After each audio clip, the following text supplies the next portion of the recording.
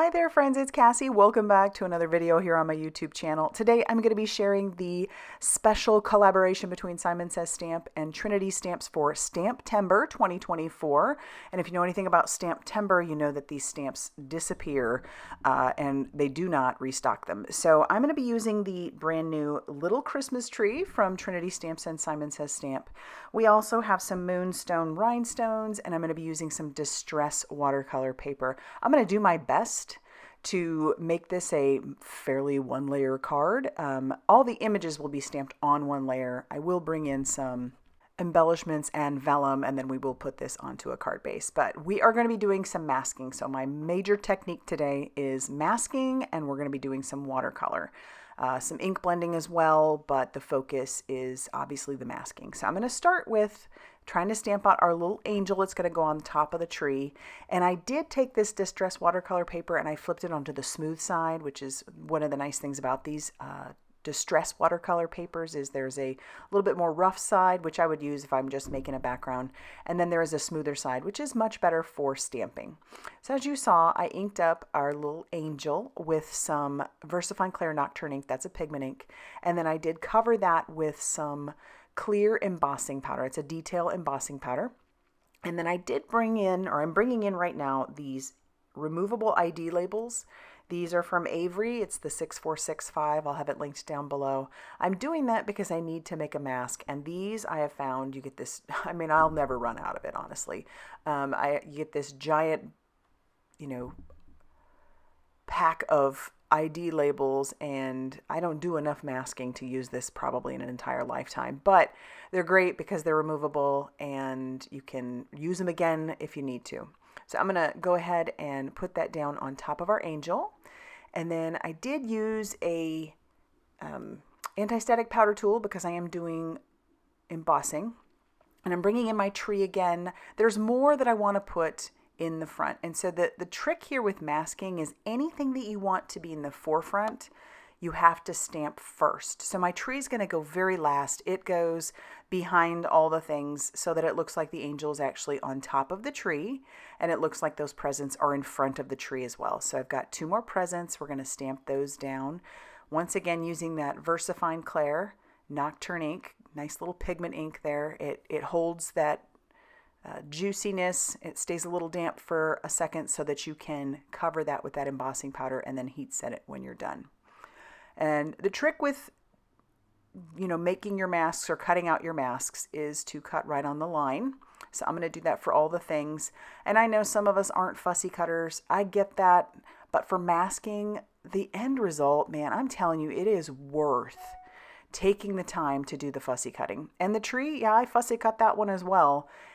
And in all honesty, like I said, after the end result, seeing it, I was like, I would do that again and again. It was so much fun, and I just love how it looks. There are matching dies to go along with this set, but since I figured I don't have those matching dies, I would show you this masking technique because I haven't done it in a minute, and I really, wow, like I said, I was so happy with the end result. All right, we'll bring in that third present. I'm not going to stamp any of the ornaments, although there are quite a few fun little ornaments in there. And then there's some two-step stamping you could do in there as well with those ornaments. So they've got the outline. They also have that for the little light bulbs as well, if you wanted to do that. But I've decided, so that I didn't make my work too crazy hard, especially since I don't have the dies, that I would go ahead and just add embellishments for my ornaments. All right, now we're ready to stamp our tree. So I'm going to use that anti-static powder tool once again. I'm going to ink up my tree with some VersaFine Clair Nocturne ink. I do have to end up stamping it about 3 times because I do want to make sure it's nice and, a dark black. And so we'll do that. And then when we're ready, we'll pull that out and we'll cover that with that clear embossing powder. You could use black, but if you do end up getting any specks anywhere, it's pretty obvious. So I'm just sticking with the clear. I do have some of it stick in places I didn't necessarily want it, but it's, you can't really tell in the end. If you really look closely, you can, but it doesn't bother me. So we're going to heat set that. Yes, all those masks are still on there, which is fine with me. We're going to need that because I'm going to do some ink blending on that afterwards. So last little bit of that label, removable label paper ink that up with our tree, and then fussy cut that all out. And I don't mind fussy cutting. I'm listening to an audiobook right now anyway, and so I'm just listening and trimming and having a great time. So now we'll peel off the release paper of the tree, and all of our pieces will now be masked. And so once those are all masked, I do want to build a little bit of a scene. So I'm bringing in my Simon Says Stamp T ruler. It's the little one. And I'm going to just use a water-soluble pen. And I'm going to draw a line. That's going to be for our floor. And then I'm going to add a little bit more for our baseboard. It's going to all start to come together. And then here, you could be really, really precise about it. I was not. I'm just moving my ruler around. I want this to look like a wood floor. So I'm moving my ruler around, not being real precise, because nobody's really going to pay that much of attention to it, to be honest with you, like to make sure that everything was, you know, evenly spaced. If it bothers you, pay attention to that, but to me it doesn't. And I just angled it as I went around to make it look like the floor, like you're looking right at that scene. Doesn't look like a ton right now, but you'll see as we pull off those masks. I want to trim this down a tiny, tiny bit, so I'm trimming off just 1/8 of an inch on one of the long sides and the top, mostly because my tree wasn't centered and that was bothering me.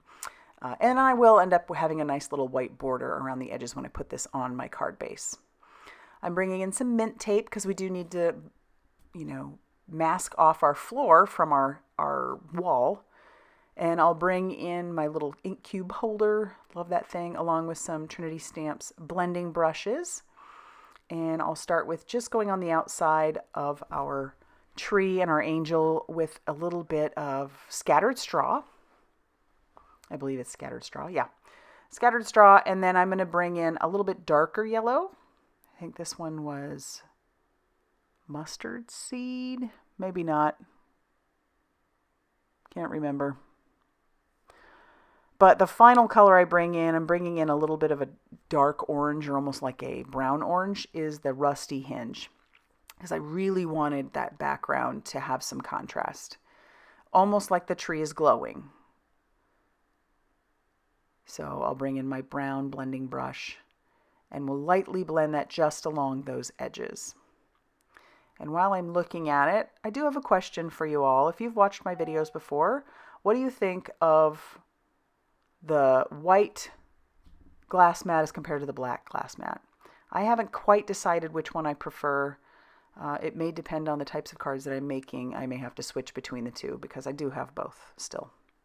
Okay, so that looks pretty good. I'm going to bring in some brushed corduroy and put that on my glass mat with just a spritz of water, and then a tiny paintbrush just to splatter a little bit of that on the background. I don't know why, I just love spatter. Makes my heart happy. So I did that, and then I am going to pull off the mint tape, and we're going to heat set that just to make sure everything is nice and dry, because I do need to mask off the wall so that I can do the floor. And I'm trying to be real careful here pulling off that mint tape so that I don't tear any of my masks. And I didn't. Just have to, you know, be ginger with it. So we'll heat set that, and then we can mask off the wall. And yeah, you could easily make that background and have stamped and die cut all of these pieces out. But I will say the difference is, yeah, there you can tell obvious care was taken in making a card like this. That's one layer, mostly one layer. That same brush corduroy, we are just blending onto the floor, and then I'm going to bring in a darker color. Don't remember which one I grabbed. Should have written these things down, but I'm sure we all have some distressings in our stash. So just grab out what you are happy with if you decide to make a card like this. And I'm just trying to get that along the edges and then that background behind the tree a little bit. Then we can peel off our mask, clean up our mess. And then we're going to see the magic of peeling off the masks from our panel. This is where it just really gets cool. And I love it. I already love it. But I do want to use these masks again, so I'm going to be careful just peeling off each of those pieces. And I like to save them with my stamp set. Just put them right over the top on the one side of your stamp so that you know which one goes with which.